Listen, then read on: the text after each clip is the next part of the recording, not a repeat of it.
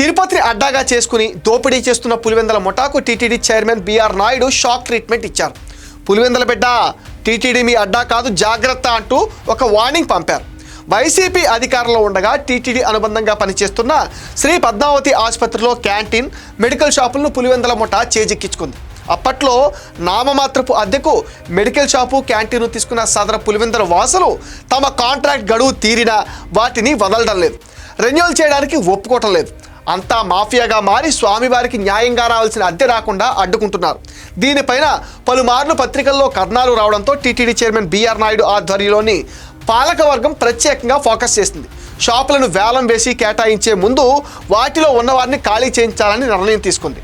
పాలకవర్గం ఆదేశాలతో గతంలోనే క్యాంటీన్ మూతపడగా తాజాగా మెడికల్ షాప్కు టీటీడీ అధికారులు తాళాలు వేశారు.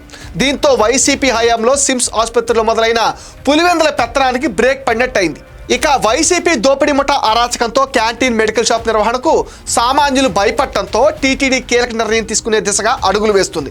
స్వామివారి సేవలో భాగంగా టీటీడీయే స్వయంగా మెడికల్ షాప్ నిర్వహించే అవకాశాలు కూడా పరిశీలిస్తుందని అంటున్నారు. నిజానికి సిమ్స్ యాజమాన్యమే మెడికల్ షాప్ను గతంలో నిర్వహించేది.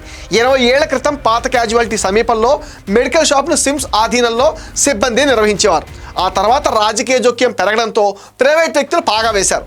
తాజాగా చైర్మన్ నిర్ణయంతో మళ్ళీ సిమ్స్ చేతికి ఫార్మసీ పగ్గాలు వెళ్లనున్నాయి.